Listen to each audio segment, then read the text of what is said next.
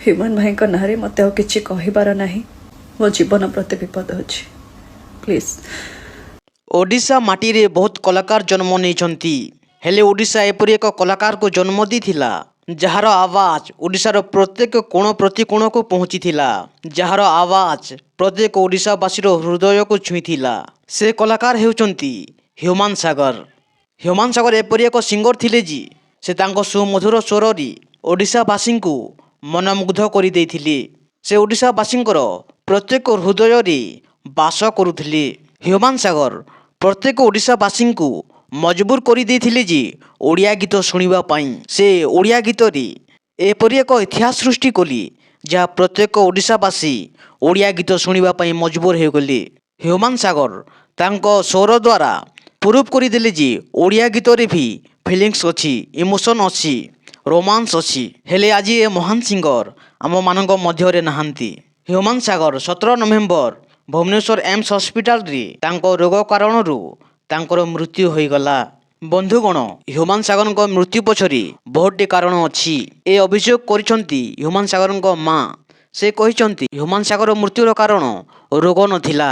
ହ୍ୟୁମାନ ସାଗର ମୃତ୍ୟୁର କାରଣ ଅନ୍ୟ ଲୋକମାନଙ୍କୁ ସେ ହ୍ୟୁମାନ ସାଗରର ମା ଅଭିଯୋଗ ଲଗାଇଛନ୍ତି। ବନ୍ଧୁଗଣ, ହ୍ୟୁମାନ ସାଗରଙ୍କ ଗୋଟେ କୋମଳ ସ୍ୱର ଥିଲା ସତ, କିନ୍ତୁ ହ୍ୟୁମାନ ସାଗରଙ୍କ ବହୁତ କଠିନ ହୃଦୟଟେ ଥିଲା। ସେ ବହୁତ ପ୍ରକାର ଅପମାନ, ନିନ୍ଦା, ତାଚ୍ଛଲ୍ୟ ସେ ସହ୍ୟ କରିଛନ୍ତି। ସେ ସୋସିଆଲ ମିଡ଼ିଆରେ ବହୁତ ପ୍ରକାର ଟ୍ରୋଲିଂ ତାଙ୍କ ନାଁରେ ହେବାକୁ ଦେଖିଛନ୍ତି। ତାଙ୍କ ଧର୍ମକୁ ନେଇ ସେ ବହୁତ ଟ୍ରୋଲିଂ ସହିଛନ୍ତି। ବହୁତ ଅନ୍ଧଭକ୍ତମାନେ ହ୍ୟୁମାନ ସାଗରକୁ ଅପମାନ କରିଛନ୍ତି, ତାଙ୍କ ମଜାକ ଉଡ଼େଇଛନ୍ତି, ମଜବୁରିର ଫାଇଦା ଉଠାଇଛନ୍ତି। ଶେଷରେ ତାଙ୍କ ସ୍ତ୍ରୀ ମଧ୍ୟ ତାହାଙ୍କୁ ଛାଡ଼ିକି ପଳାଇଲେ। ଏଡ଼େ ବଡ଼ ମହାନ କଳାକାରକୁ ଏ ଓଡ଼ିଶାବାସୀର ଅନ୍ଧଭକ୍ତମାନେ ପରିଶାନ କରିଛନ୍ତି, ତାଙ୍କର ମଜାକ ଉଡ଼େଇଛନ୍ତି। ଶେଷରେ ସେ ଡିପ୍ରେସନରେ ଯାଇଛନ୍ତି ଏବଂ ସେ ପ୍ରାଣ ତ୍ୟାଗ କରିଛନ୍ତି।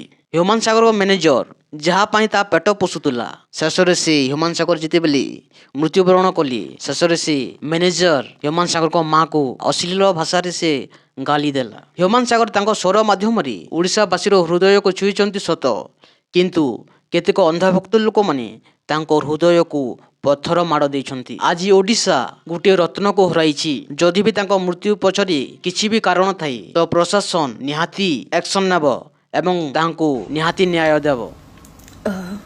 ମୁଁ ରିକ୍ୱେଷ୍ଟ କରିବି ସମସ୍ତ ମିଡ଼ିଆ ଭାଇମାନଙ୍କୁ, ପ୍ଲିଜ୍ ମୋତେ କେହି ଫୋନ୍ କରନ୍ତୁନି। ମୁଁ ବହୁତ ପ୍ରେସର ଭିତରେ ଅଛି। ମୋ ଜୀବନ ବର୍ତ୍ତମାନ ବହୁତ ବିପଦରେ ଅଛି। କାଇଣ୍ଡଲି ରିକ୍ୱେଷ୍ଟ, ପ୍ଲିଜ୍ ମୋତେ କେହି ବି କଲ୍ କରନ୍ତୁନି। ହ୍ୟୁମାନ ଭାଇଙ୍କ ନାଁରେ ମୋତେ ଆଉ କିଛି କହିବାର ନାହିଁ। ସତ୍ୟ ପାଇଁ ମୁଁ ସ୍ୱର ଉଠେଇଥିଲି, ବର୍ତ୍ତମାନ ମୋ ସ୍ୱରକୁ ଦବା ହେଉଛି। ମୋ ଜୀବନ ପ୍ରତି ବିପଦ ଅଛି, ପ୍ଲିଜ୍ କାଇଣ୍ଡଲି ରିକ୍ୱେଷ୍ଟ। ମୋର ବହୁତ ସାରା କାମ ଅଛି। ମୁଁ ମାନସିକ ସ୍ତରରେ ବହୁତ କଷ୍ଟ ପାଉଛି, ପ୍ଲିଜ୍।